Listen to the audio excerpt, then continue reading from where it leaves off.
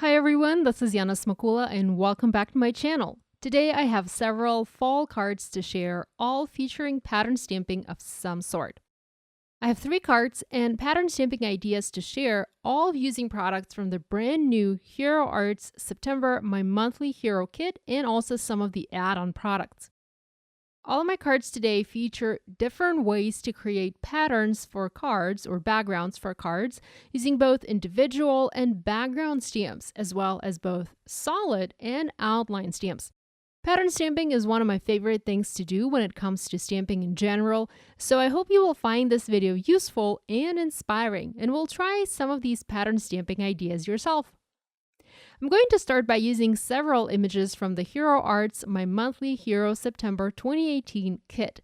You can see the stamp set that is included in the kit on the screen. There are many other items that come with the kit. I only have the stamp set to play with, so I'll only show you ideas using the set. But there are also coordinating dies, a beautiful frame die, a sheet of dot watercolors from Daniel Smith with 6 different colors, and even some beautiful translucent leaf notes.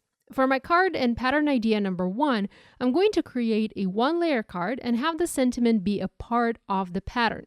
To do that, I'm going to begin by stamping the sentiment first and later stamping all of the other elements around it, forming a beautiful one-of-a-kind background for my card. I'm using my stamping platform today, but as always, you can stamp this using a good old clear block. My sentiment, Hello Autumn, is a 1-line message. I want it to be a 2-line sentiment, so I'm using my scissors and carefully cutting the stamp apart. I'm going to stamp this using the Hero Arts Crimson ink to have a nice crimson red message on my card. You can stamp it in black or brown or even heat emboss it if you like.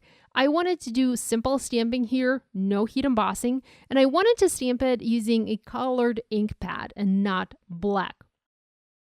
Now, I started by stamping the sentiment and not the images, as to me, it matters most where my sentiment is, and it matters if my sentiment is stamped in the center or if it is stamped straight. I start with a blank panel so I can choose where I want my sentiment to be. If I stamp the images first and later stamp the sentiment, I might not have the place to fit my sentiment on the card. So I start by stamping the sentiment first and then everything else secondary later. Next, I'm going to use my winter cherry images from the kit and we'll stamp those around the message in alcohol marker friendly ink.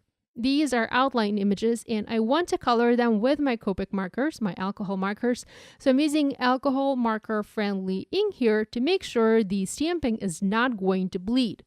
I'm stamping these 1 by 1 or 2 at a time at most to make sure that I fill in the background nicely and I don't have any huge gaps. I'm also using an image of a maple leaf and a smaller branch here to complete my background.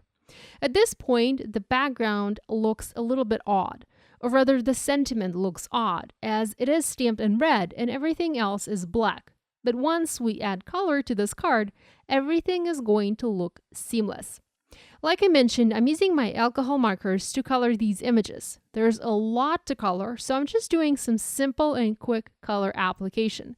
I want my maple leaf to be red and orange, so I'm first coloring it with red markers, and I'm using R89, R27, and R24, and then coming in with my orange markers and coloring the rest to make this into a 2-tone leaf. I'm using YR18, YR15, and Y15 markers. These blend beautifully together and they give me a stunning transition from red to orange to just a little bit of hint of yellow. I'm also coloring the winter cherry images in the similar way, but mostly using orange and yellow colors. These can be colored either red, orange, or yellow if you want them to look real, but of course, it's your card, and if you want these to be purple or pink or any other color, just go for it. To color leaves, I'm going to use my traditional green marker color combination, which is YG67, YG17, and YG03.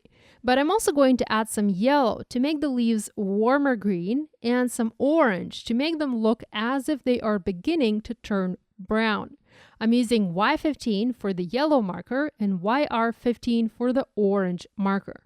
My coloring is almost done, and now you can see that the red sentiment no longer looks odd. It blends well with the rest of the stamping and coloring on this card.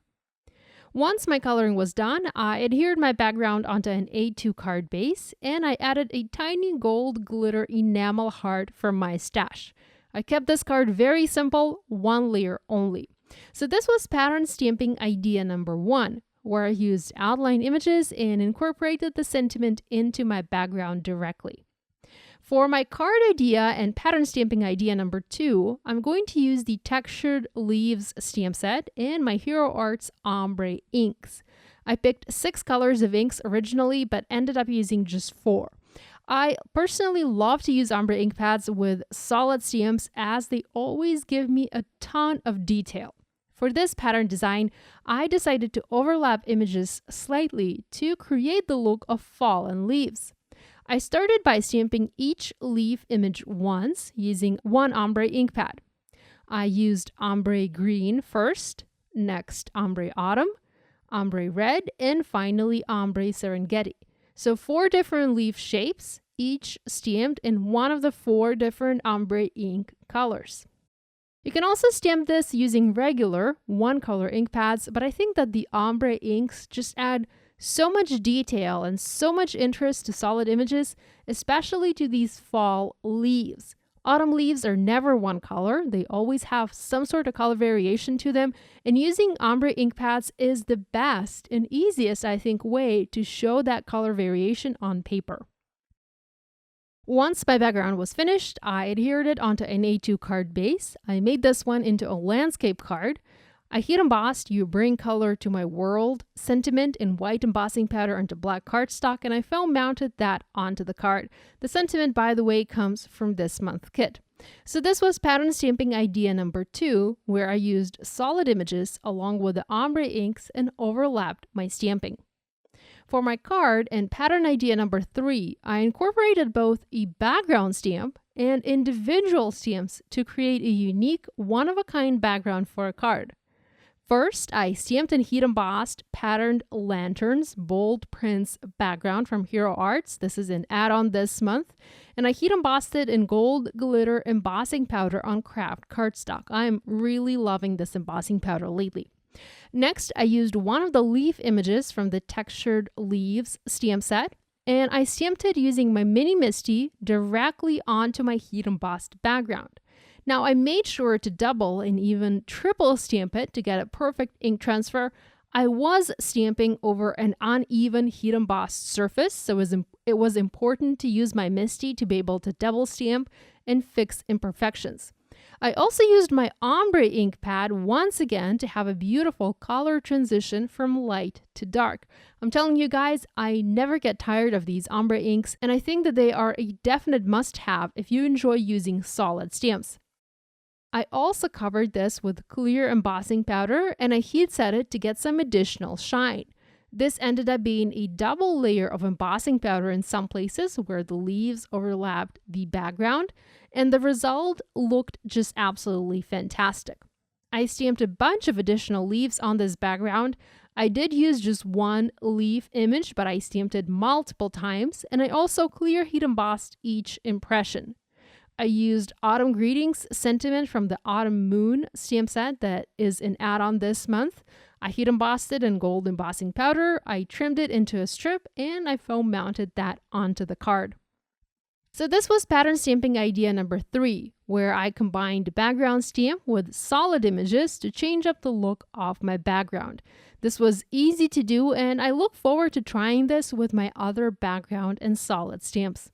I have many additional videos on my YouTube channel focusing on pattern stamping, and I'll link some of them here in the cards in my video and also in the video description if you'd like to learn more about creating backgrounds and patterns with your stamps.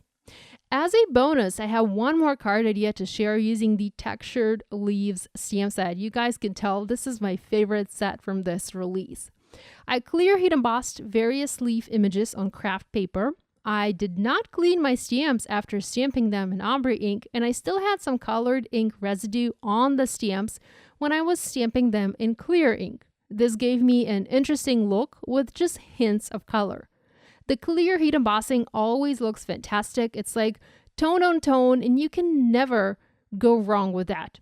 I kept on stamping and heat embossing leaves until I had my entire background filled. Next, I used the same ombre ink pads as before, but this time I also brought in my ink blending tools, and instead of stamping, I blended color from the ombre ink pads onto the background for some emboss resist. This gave me the most perfect fall background of all. I also sprayed this a little bit with the Hero Arts white iridescent shimmer ink for some shimmer. To create a sentiment for this card, I used 2 older stamp sets from Hero from my stash, the holiday messages and tags set for the frame. I stamped and die cut that frame, and also Thanksgiving table for the Give Thanks sentiment. Be sure to visit my blog for a full list of supplies used to make these cards, and join the Hero Arts blog hub for loads of additional inspiration.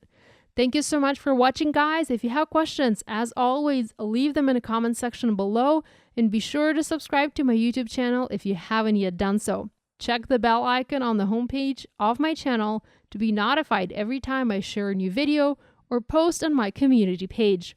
Thanks for watching, and I'll see you next time. Okay, for those of you who stick to the very end of my videos, I'm back from my family vacation, and I'm very excited to be back to crafting. My hubby and I took our moms on vacation to Greece. We did lots of exploring and traveling, some sightseeing, some food tasting, and all of the classical touristy things. There wasn't a direct flight to Athens from Kyiv, so we booked one through Istanbul in Turkey, and we actually picked one with a longer layover so that we could travel to Istanbul and do even more sightseeing there. The whole trip was fantastic. I'm exhausted, but very happy to be back home and back to sharing my videos with you guys. By the way, let me know in the comments below if you would like me to continue sharing little bits and pieces of my life at the end of videos like I'm doing here. Thank you guys, I love you, and I will see you next time. Bye!